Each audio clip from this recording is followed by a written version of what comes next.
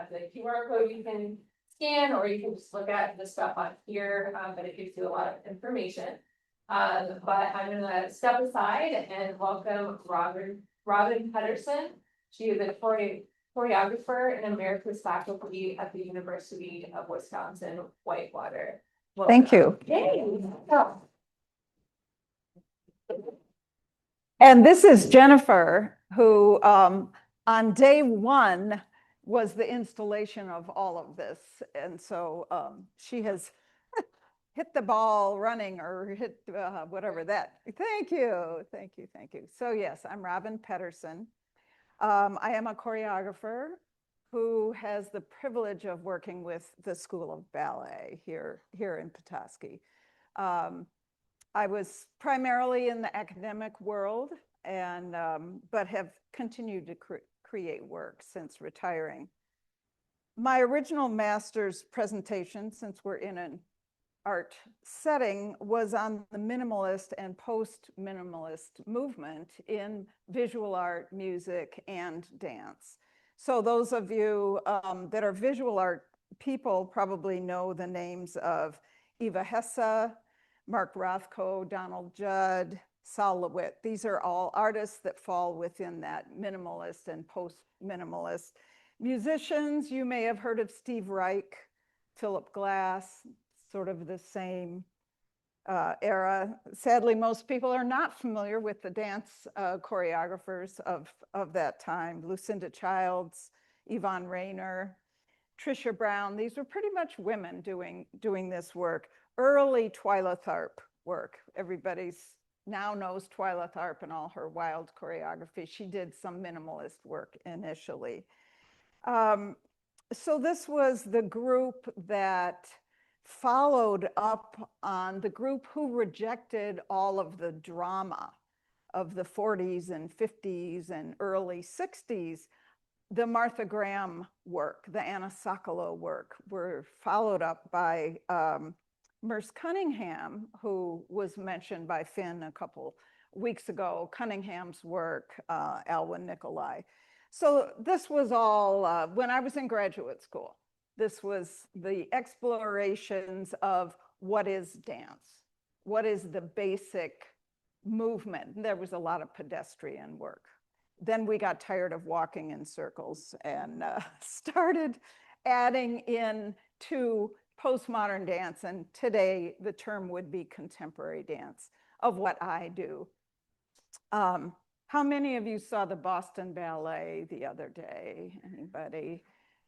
So yes, a couple of those pieces, the William Forsythe piece, the Jeffrey Sirio's piece, those I would consider contemporary dance given in the context of ballet. Luckily, those worlds have connected a lot more now than in the old days, where the modern dancers hated the ballet dancers and the ballet dancers hated the modern dancers. Now we're lucky to have those two worlds come together. After the initial master's, then I got my Master of Fine Arts in choreography, pretty much choreography and teaching, though I was performing during that time as well. My MFA is from the University of Wisconsin-Madison, who this coming year will be celebrating their 100th anniversary, at her 100th of the company. They were not the first dance program in the country, but they were the first dance department with a major in the country 100 years ago. There will be a big celebration next April that I'm involved with. So that's me. Now this choreography stuff, how do we go about teaching choreography? Why don't you put this up? I'll just have you glance this over. This is a page that I put together for the School of Ballet students that were going to be choreographing last year for the Fall for Dance. I'll be talking about some of this, but you don't need to read it all. I've just highlighted some things. So we need to have an idea. Lots of people think you just put on the music and you just do this and then you get on stage. There is a process, there is a creative process. First of all, we need an idea. Sometimes it's a story or a message. We also have permission to have it just be about the movement. It can be music that you want to work with, or maybe it's some other idea or image. When I show you examples, I'll tell you where those may have come from. Whatever that seed idea is, the whole piece needs to relate to it, even if it's, well, that was really slow, now I need to do the opposite. Everything has to be a reflection of what it is you're doing. We don't want to include, as they say, the kitchen sink. No, this is what it's about. The kitchen sink may be a wonderful idea for a different dance, but let's stick to the meat of whatever the idea is. This is true in music. This is true in writing. You have all of these same elements. For this, we have certain tools. One of the tools might be the use of canon. Row, row, row your boat, row, as this goes on. So we have some material that overlaps and repeats. That's done in music. That's done in dance as well. How about, do you want to, a lot of commercial and pop dance, the dancers are facing the audience the whole time? No, show me your back. Show me some diagonals. Yes, we want to deal with facings as we're doing this. Other possibilities, groupings. We don't want the dancers all spread out doing this all the time. We want to see tension between dancers, between people. So how are you going to group your dancers? Again, all sorts of tools. Another, different dynamics. We don't want the audience to be bored. We don't want to be bored. So we don't want it all to say the same. In classical music, you have your allegro movement, fast. You have your adagio, slow. We have musicians here, so I have to be careful about what I say. What are some possibilities in dance? Same thing. Am I going to do everything slowly and then the audience goes to sleep? Well, how can I put in some opposing quick movement? So we have speed. We have size. Maybe there's some very large traveling through the space. And then what can we do that's interesting and small? So speed, size, quality.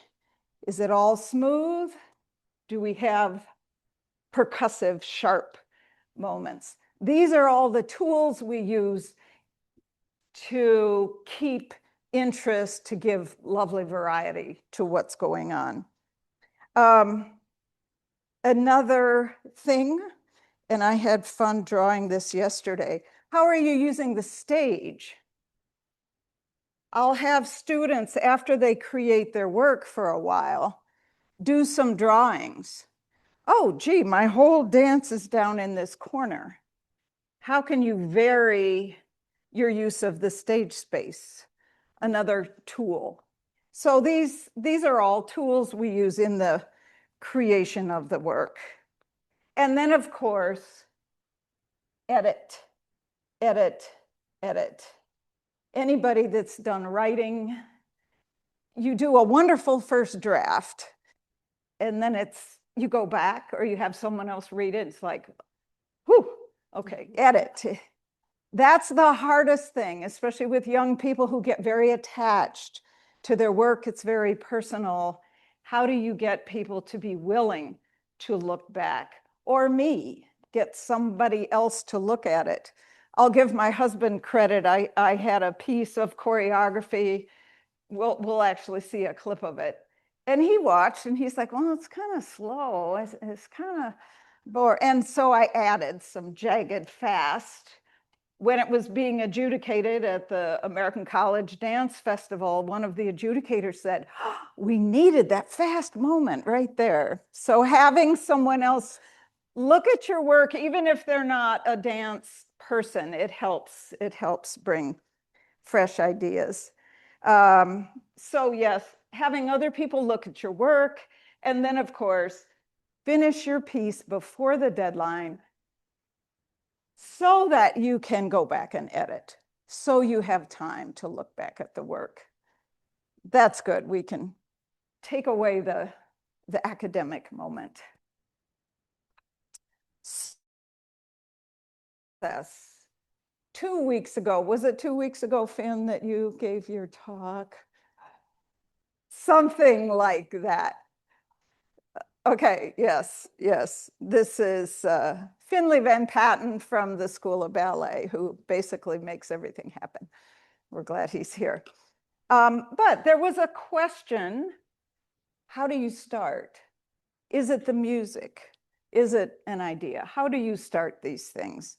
So I picked out, because I have copyright access to my work, I picked out some choreography that we'll look at. We probably have time if people would like one or two comments, looking at the work or asking a question, but we'll show some of these different clips. For me, and for those of us in the snobby academic world, we generally don't use pop music.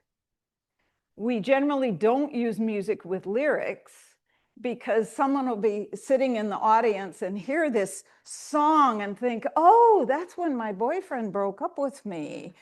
Or if there are lyrics and I'm straining to hear what the lyrics are, or then I think the dance has to be exactly what the lyrics say. So we encourage people, and you will see a piece of mine using lyrics, but we encourage people to stay away from that kind of easy tool. I try to use a really wide range of composers. Right now I'm working on something from Bach.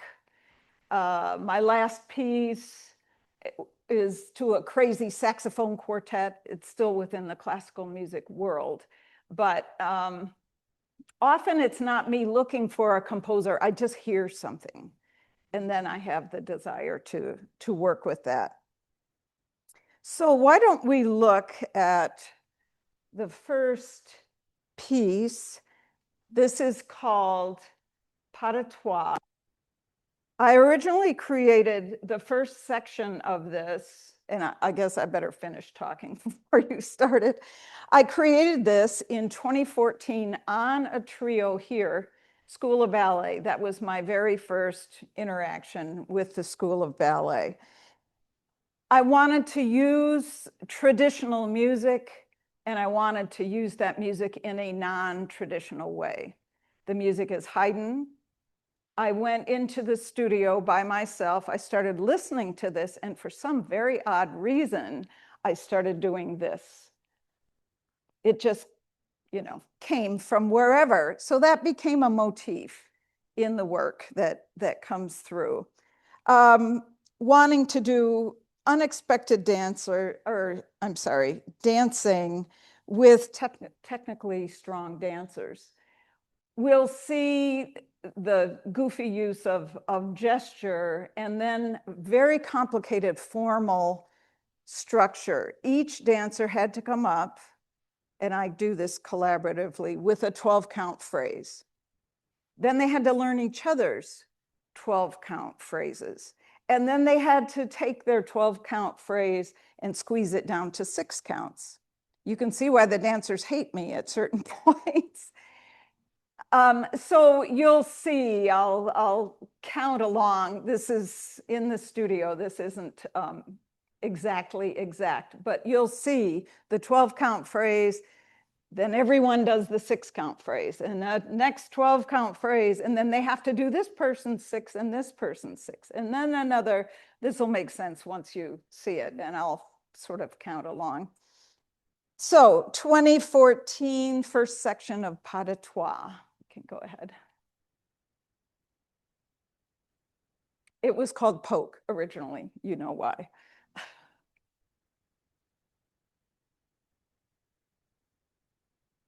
Gonna be louder.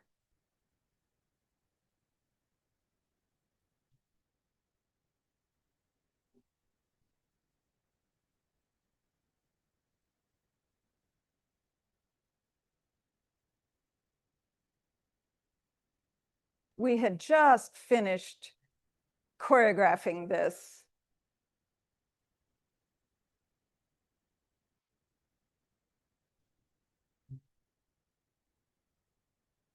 So this is their phrase in 6. This is her phrase in 12. And 6. This is her phrase of 12.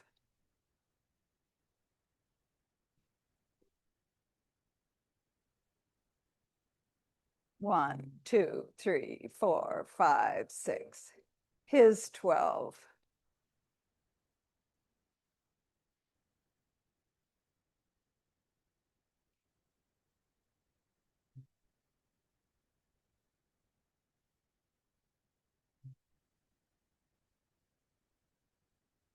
Did I say Haydn?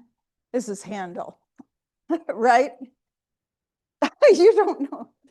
Casey is a phenomenal pianist with us today, so if I make music mistakes. Any questions, any comments? Yes, sir.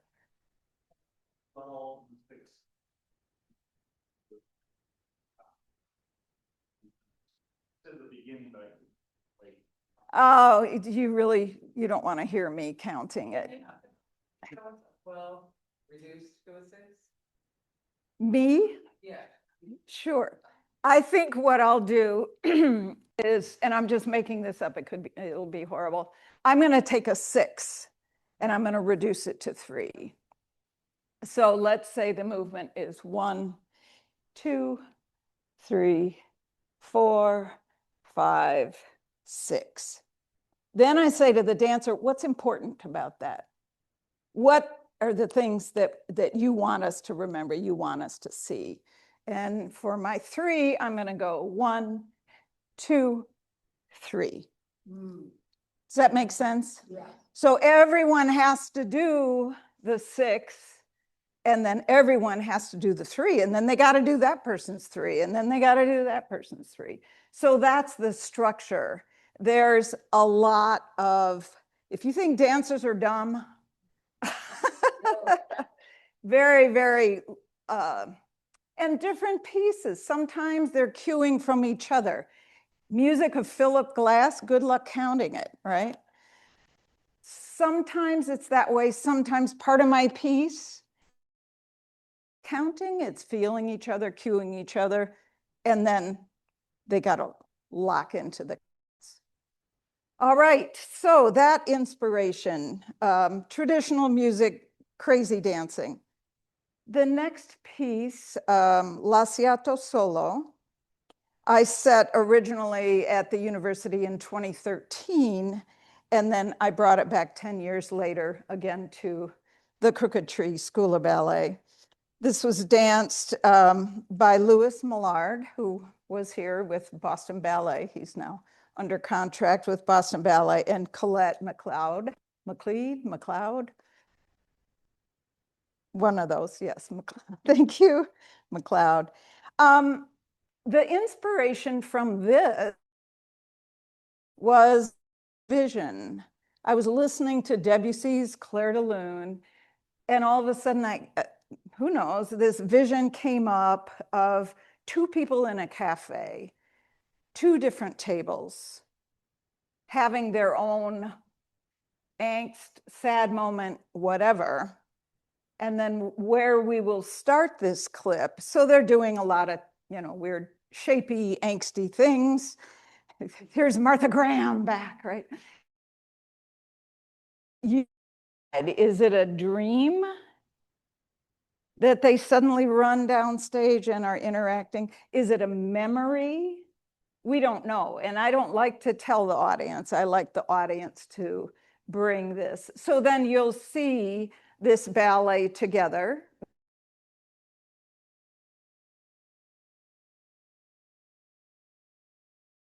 which is they run back to their tables, and we're back in reality again. So it was this image of the cafe that I started working on this. I didn't want to use Clair de Lune because everybody knows that and hears that and has their own associations. So what music am I going to use? I was in some studio. There was a CD in the CD player. I started some South American composer, and I thought, well, that's perfect. So the music for this piece is from Fernando Otero from South America. We can go ahead with Lasciato Solo.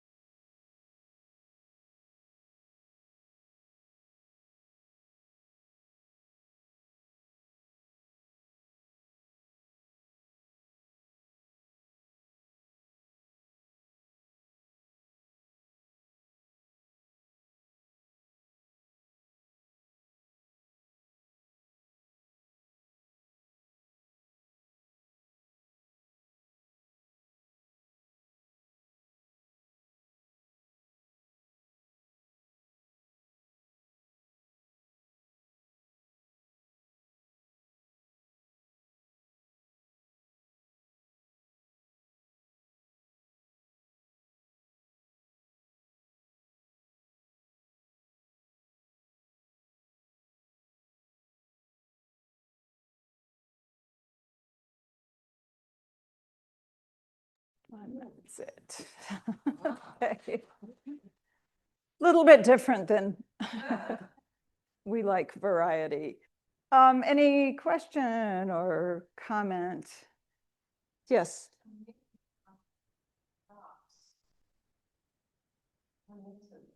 Yes. Are used, and it must be difficult to dance with those props.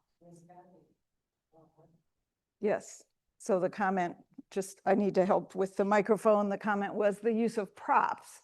I think makes the piece and also is difficult to dance with. Yeah, we had, and Louis is so big. We had, was it a table that had a broken leg? Yes, yes. I mean, in rehearsal, so yeah, everything was repaired and screwed very tightly. It is a very different thing, and often for ballet dancers, they're not going upside down on a table. To me, that is a story ballet, and so my vision was a cafe in Paris, and they had to have tables. Yes, sir.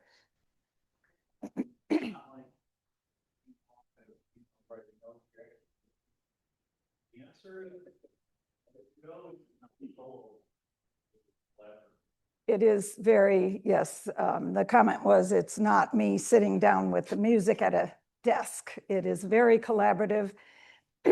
And there are some people, and it's interesting, I just started setting a solo on another woman of advanced age, and I would do the movement and then teach it to her, and it all came from my body.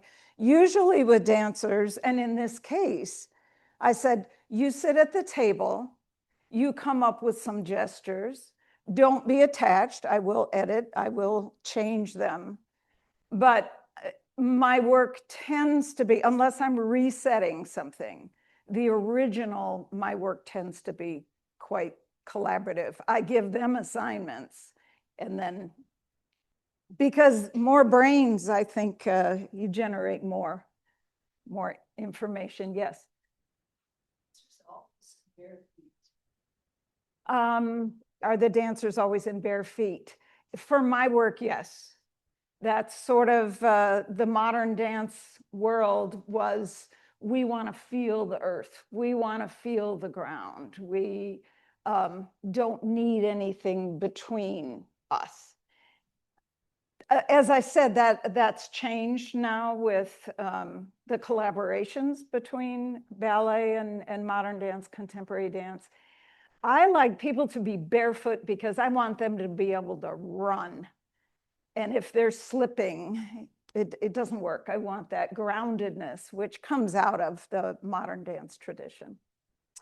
Okay, good. That was Lasciato Solo. That one coming from a vision, I'll just quickly tell you one other example. One day I woke up and I had had a dream, strange dream, of a bookcase with people in the bookcase. So luckily I was working in a theater dance department with wonderful theater tech and set design. And I went into the designer and I said, could you build me 2 bookcases that are human size, 8 feet tall, 6 feet, 4 shelves each? This is my dream. This brilliant man, I said, I want the dancers to be able to run and jump on the bookcases. I want them to be able to drip off the bookcases to the floor. He built these so from the front, they're absolutely square. From the side, it was angled, so they could do this without the bookcases falling over, and they were taken apart. We took them to, but again, it was just a vision I had, and anything can be inspiration, anything. The next piece I created in 2008. The name of it is La Comunità. A composer, Kevin Putz, who's quite famous now as an opera composer, was in Bayview, new young composer with a string quartet from, I think, East Michigan State. I loved his music and looked up some more of his music. I heard a piece that made of this group of whatever, birds, people, whatever, in a clump. And people would leave and then they have to come back to the community. They leave, they come back to the community. So that was my idea. I wanted a big group because I was in a theater dance department. I had access to men. Often dance programs will have 40 women and 2 men.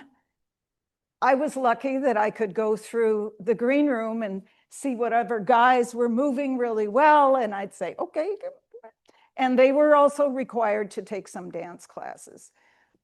So we had some men who had some dance training. I wanted to use everyone. You'll see a couple guys that are like the set building theater tech guys that are in the back. But that was my idea. Big group, use more people, have this sense of community together. Quirky, look at the beginning. They're not improvising, they're counting every count. Let's go ahead and watch La Comunità.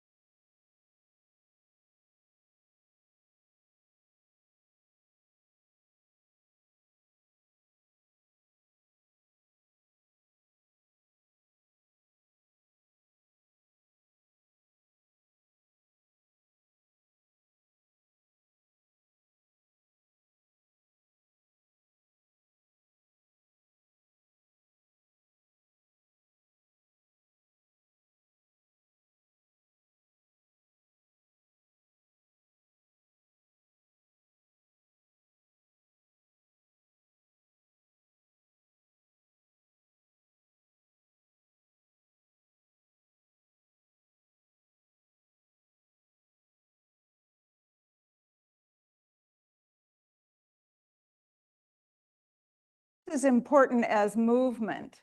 Just like in music, silence is just as important as the sound, having sound all the time.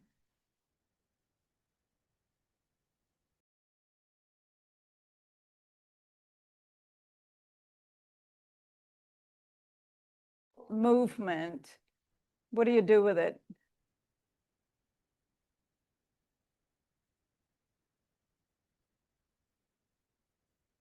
And if it's not clear and specific, it doesn't work. So that's just a snippet. Those lifts, I don't know how to lift somebody. So each couple, and you'll see this in another dance, I'm like, okay, go off, figure something out. I want a tension and a pull. And they make it up, and then I say, now change your focus. And I want this arm, here. So they come up with it, I edit it. They don't all stay here the whole dance. There are times when this group runs here and this group runs here, and they go in circles, but they finish at the end back again in the clump. That's the seed idea of the work. Yes.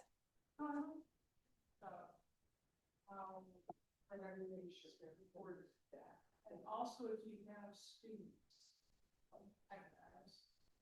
is it written down? How do they practice? How do you get them to remember from one time to the next to the next? I mean, there must be some repetition, but you're changing them. So how does it become? As a choreographer, you have a deadline to quit changing things. Hopefully it's not dress rehearsal. When I was in grad school, this faculty person did this quite brilliant piece, and then first tech decides to put herself in it in the back, and one of the undergraduate students said to me, but we move backwards, not looking that way. What? And I said, if we're doing our movement, anyway, we didn't knock her over. It is just like actors learning lines, musicians memorizing music. It is a kinesthetic memory, repetition, repetition, repetition. At a certain point, when I've given quite a bit of material, if the dancers don't know, I will tell them, you need to remember this. You're going to come in with this group and this group. I won't remember it. It is your job. And they do.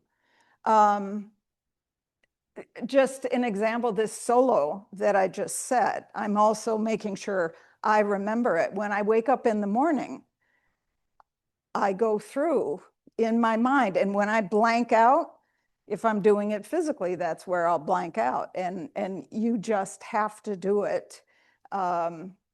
Dancers normally would come to rehearsal early, and they're in the studio marking through, not doing fully, but marking through the material for their memory. It is a long process.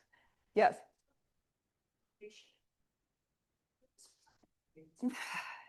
It has been used.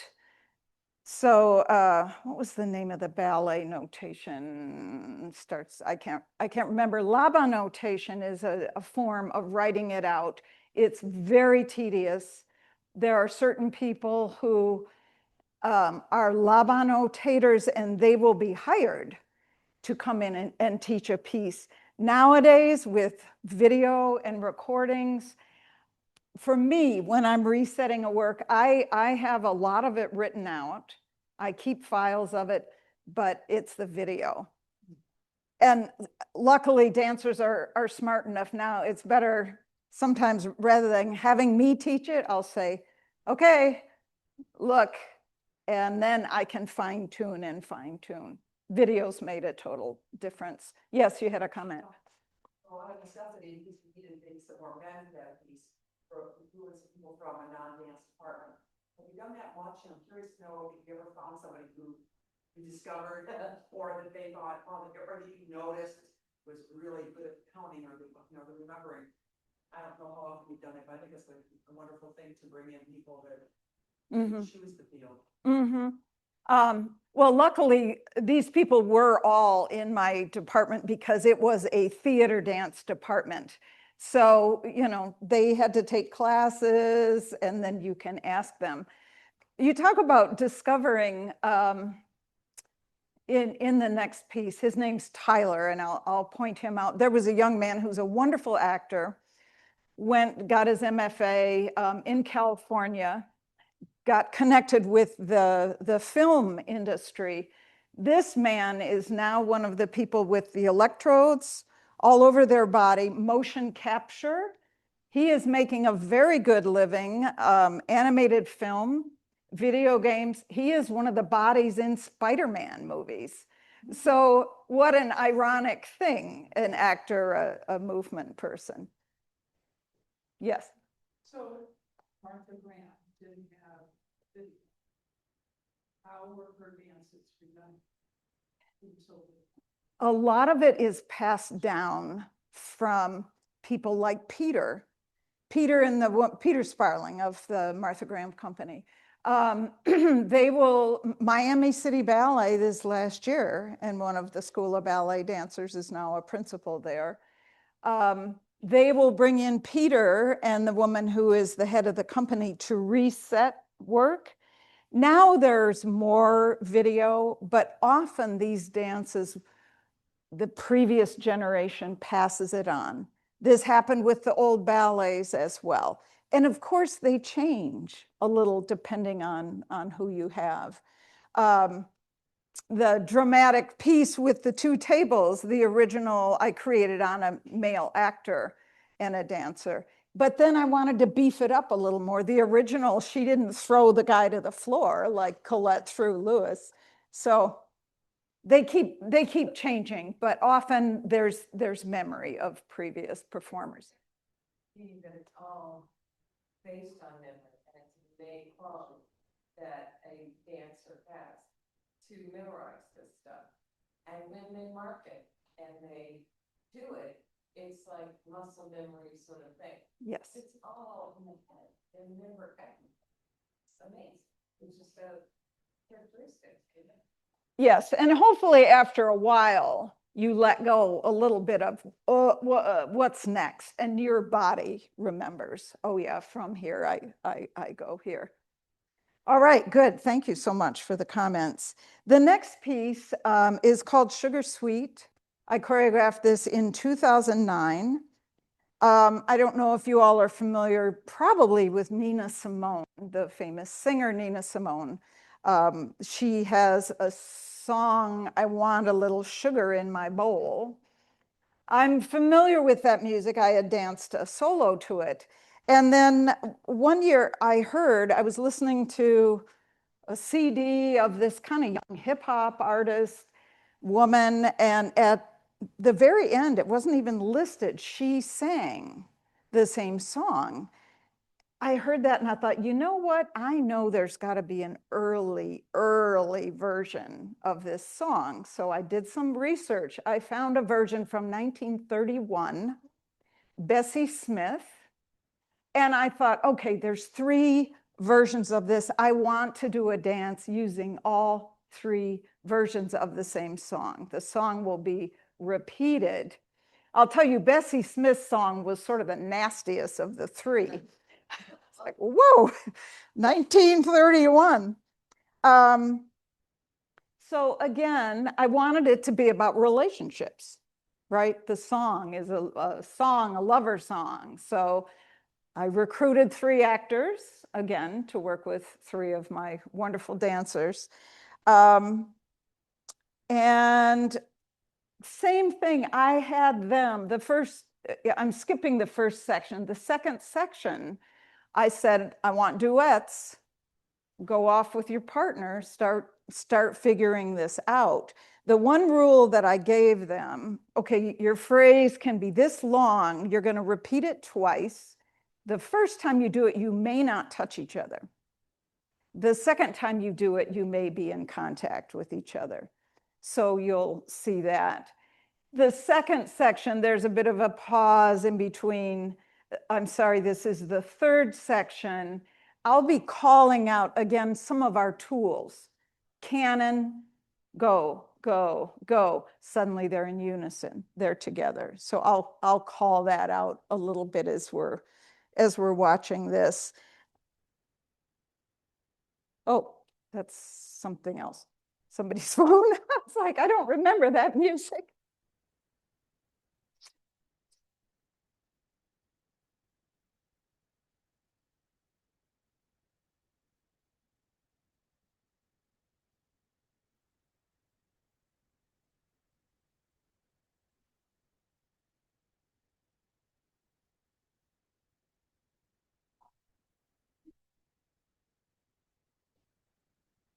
How does he relate to her not touching? I said, you have to smell her. And he got it.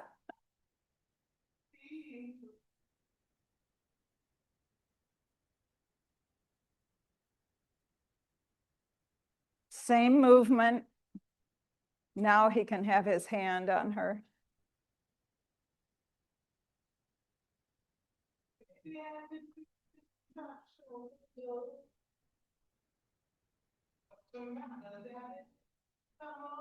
They end up having a different identity, these two, that's a little more aggressive.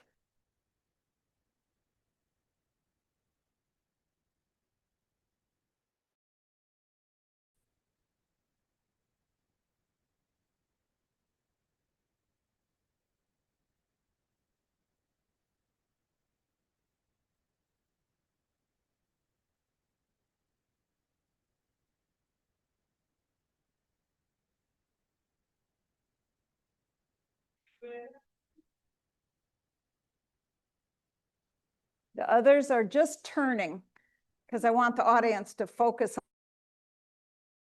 on them. This is the guy, the LA video motion capture guy. Wonderful actor too.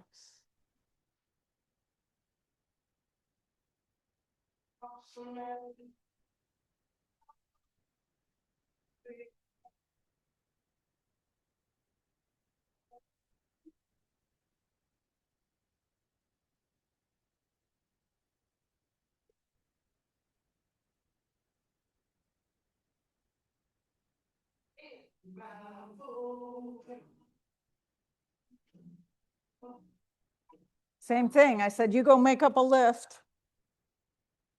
All right. Now that was Nina Simone. This next one is Nika Costa, more contemporary singer.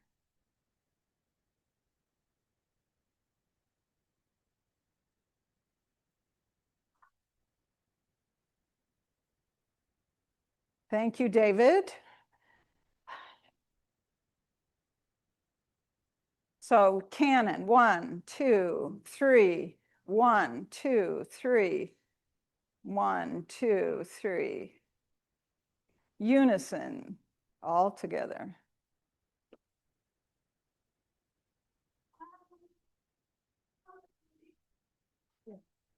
So that's the theme. Now, how does each couple do it a little differently? And everyone together. Here's a different couple.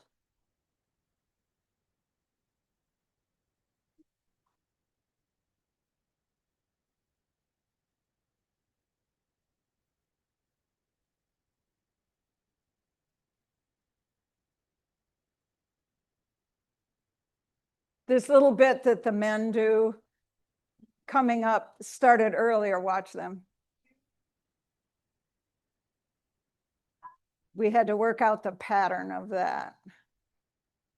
That's enough of that. Okay. Sugar. Sugar, sugar in my bowl. Any questions? It's just sugar. Okay, we can go on. The last piece I'm going to be showing you is entitled Here.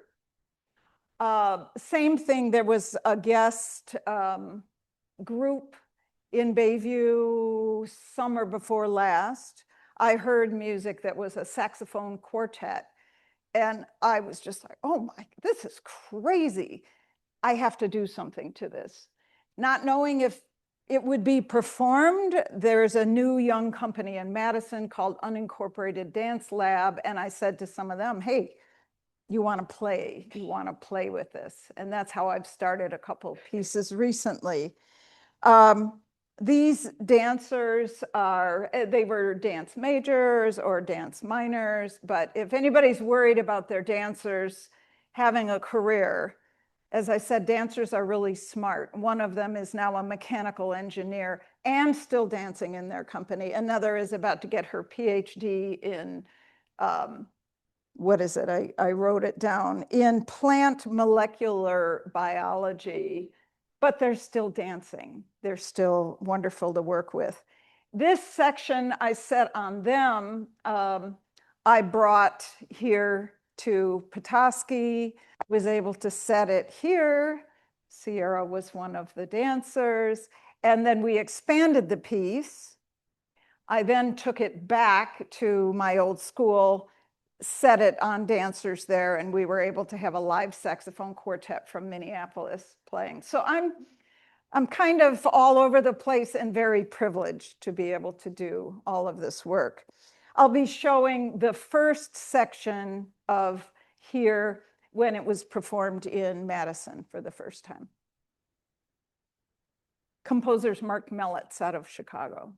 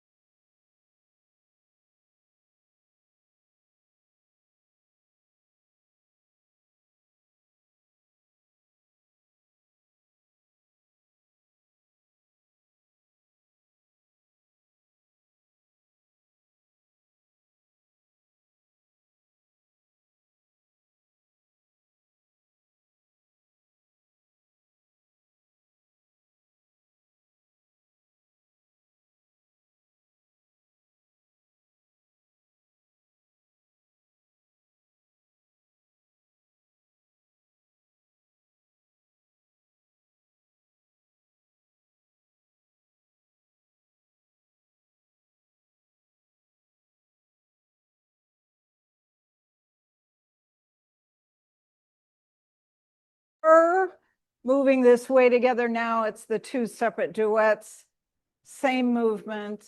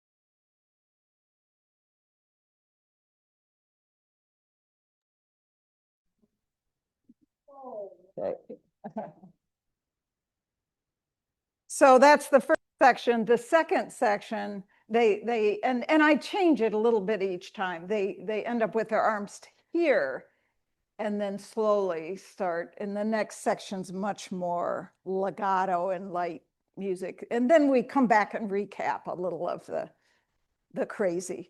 Yes. I was curious, in this clip, did you decide what they were wearing, or they just showed up in those clothing, is that clothing, or? I decided on a color palette Oh, and then said, bring in your stuff. One more, yes. So I'm really curious about how where improvisation is in structure. In jazz, there's a lot of improvisation within a very strict structure. And where in dance, we're seeing something in the stage. How much improvisation is there? Is that common, unusual? For the most part, the question is, how is improvisation used and incorporated? For me, once it hits the stage, they better not improvise. Unless they fall down, they better improvise getting up.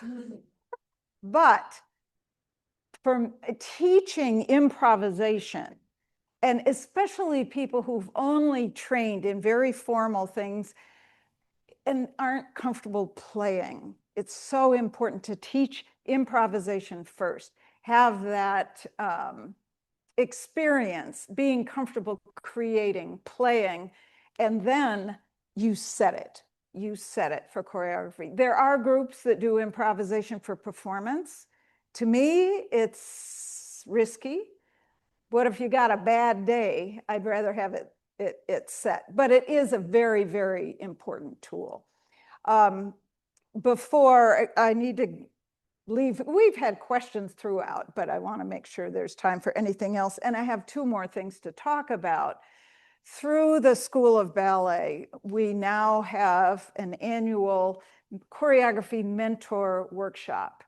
And the last number of years, the first one, Peter Sparling and I did together, where students have their work adjudicated, certain pieces are chosen to continue. Then we do an intensive, every piece rehearses every day for a week, and they get encouragement and feedback from either the other person, who last year and this year is Richard Walters from the Madison Ballet Company, who's been coming in. Then we usually have a showing at the end. Peter and then Richard last year and this year also set a work on the students. So from this, there will be a showing at Hall Auditorium the end of the first week in September. And then all this material, and hopefully also a dance of mine, will be performed at Fall for Dance. We don't have a date yet for Fall for Dance. So November, keep your eyes and ears open for the Fall for Dance concert, which is a fundraiser for all the students' scholarships for their going off in the summer and studying different places. That is all I have, but if you have additional questions, I appreciate how much you've participated already. Any questions about the work or me or School of Ballet? Yes. so you go back and forth? I'm very lucky. I grew up in Bayview. Albion College used to have a summer school in Bayview, and my dad taught there. So I've been coming to Bayview since I was 2. Now that I'm retired, I spend 5 months here, which allows me to teach and work with the School of Ballet. And then I move, everybody goes to Florida and we go back to Madison, Wisconsin. and I'm able to work with dance there as well. Mm-hmm. Anything?